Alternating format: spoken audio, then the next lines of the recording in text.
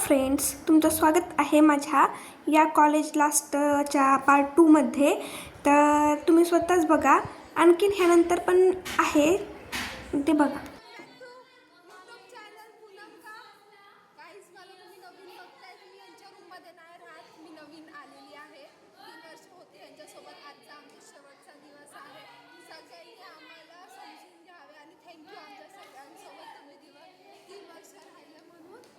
डोळसचं बोलून झाल्यानंतर ऋतुजाला पण असलंच महत्त्वाचं बोलायचं होतं लास्ट डे म्हणून.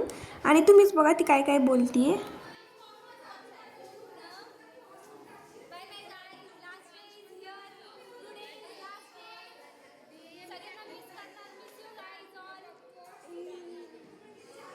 आणि कॉलेजचे राहिले होते लास्टचे 2-3 दिवस. तर ऋतुजाचं पहिल्या दिवसापासून चालू होतं की आज आपण जाणार.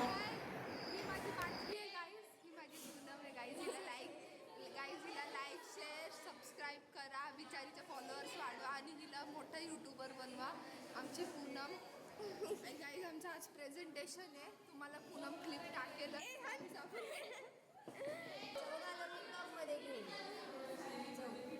पेपर तर झाला होता, म्हणजे आदल्या दिवशी कालच्या दिवशी पेपर झाला होता. आणि आज आमचं प्रेझेंटेशन होतं आणि आणखीन एक पेपर अजून बाकीच होता. तरी पण आमचं चाललेलं होतं, म्हणजे लास्ट डे म्हणून कोण मनावर घेतच नव्हतं.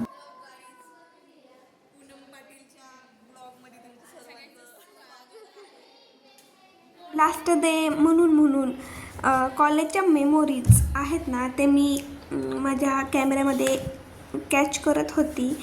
खरंच. आणि वातावरण पण खूप छान होतं, पाऊस वगैरे पडला होता म्हणून. तर क्लासमधूनच चाललेलं होतं माझं. साक्षी माझी रूममेट, म्हणजे 1 महिन्यानी तर कमीत कमी आली असेल हे पेपर आहे म्हणून. तिनंही बघा काय बोलते ती.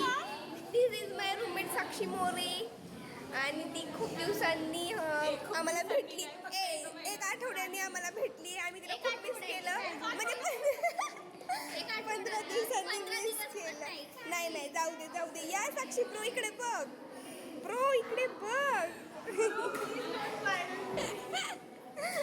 आणि त्यानंतर साक्षीला बोलून झालं. मग माझी गाडी वळाली पौर्णिमाकडे. ती माझी पेपर पार्टनर आहे, म्हणजे माझ्या पुढेच बसते, बघा तुम्हीच. आणि ऋतुजाचं मध्ये चालू होतं फक्त hi guys hello friend college लास्टचा दिवस, लास्ट डे इन कॉलेज, हे तेच बोलत होती फक्त लास्ट डे. मग सगळे तिला थोडं ओरडलं. आणि मग कोणीतरी आलं होतं माझ्या फ्रेंडची मम्मी आणि तिचा छोटा भाऊ.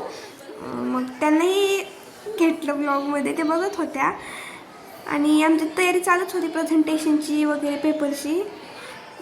कोणी मोबाईल बघत बसलं होतं, तर कोणी पाठ करत बसलेलं होतं, कोणी स्नॅप काढत होतं, तर माझ्यासारखा व्लॉग कोणी काढत होतं.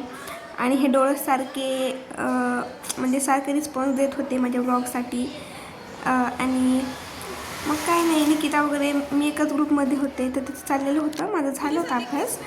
आणि पौर्णिमा बघा ना काय बोलते माझ्यासाठी.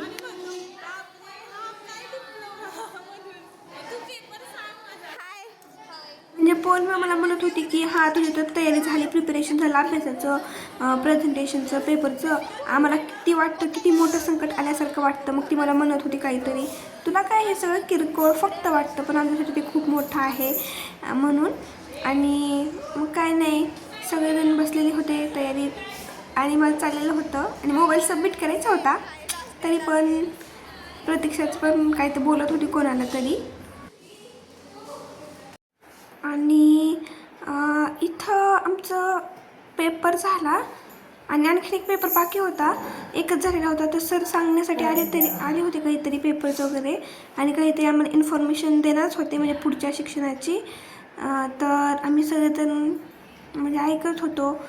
आणि सगळ्यांचं वेगवेगळं प्रिपरेशन चाललेली होती. कोणाचे डॉक्युमेंट्स नव्हते, कोणाचे सर्टिफिकेट वगैरे सर विचारण्यासाठी आलेले होते. तर ते चाललं होतं. चिन्मयी थोडी आजारी होती, पण तिला तिचे डॉक्युमेंट्स सापडत नव्हते. आणि ते साईन वगैरे ते खूप म्हणजे महत्त्वाचं. आता लास्ट आहे म्हटल्यानंतर पूर्ण प्रोसेस तर व्हायला पाहिजे ना, मग तेच सर सांगण्यासाठी आले ते. आणि मग चाललेलं होतं आमचं. मग त्यानंतर जान्हवी पण आली होती, तिचा पण काहीतरी इश्यू झालेला होता, ते बघा तुम्हीच. जान्हवी घरी होती, कशाचं तर कारणामुळे ती पर्सनल कारणामुळे घरी येते. तर तिचा पेपरचा काहीतरी प्रॉब्लेम झाला होता. मग तेच निकिता तिला काहीतरी बोलत होती, सांगत होती आता असं कर तसं कर म्हणून, सरांना रिक्वेस्ट कर काहीतरी कर म्हणून. आणि त्यानंतर आमचे पेपर एक राहिला होता, त्या अगोदरच आम्ही जेवायला गेलो. खाना खाने जा रहे हैं गाइस, हम खाना खाने जा रहे हैं. ए दो लड़कियां, कॉलेज की लड़कियां.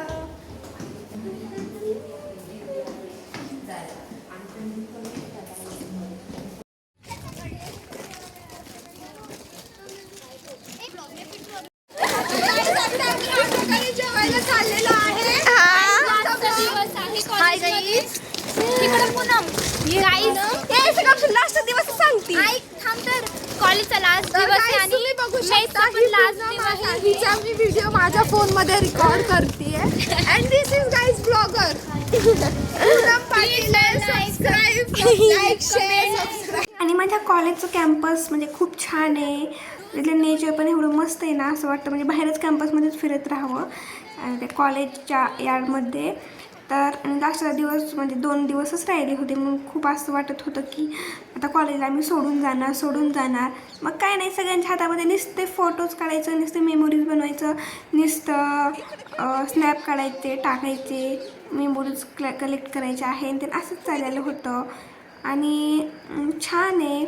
जेवण करून आल्यानंतर दुसऱ्या दिवशी प्रेझेंटेशन होतं, तर अर्धच प्रेझेंटेशन सगळ्यांनी बनवलं होतं. तर ऑफिसमध्ये मग परी लॅपटॉप देत होती सगळ्यांना आणि दिशा तिथे खूप चिडलेली होती, कारण सरांनी तिला काम लावलेलं होतं आणि तिची तयारी ही बाकी होती म्हणून. आणि परी मग त्यांनाही आणखीन थोडं चिडवलं, त्याचा व्हिडिओ काढला आणि डोळस माझी मजा चाललेली होती. मग मी बाहेर आली घेऊन माझा आणि निकिताच्या म्हणजे ग्रुप होता की म्हणून.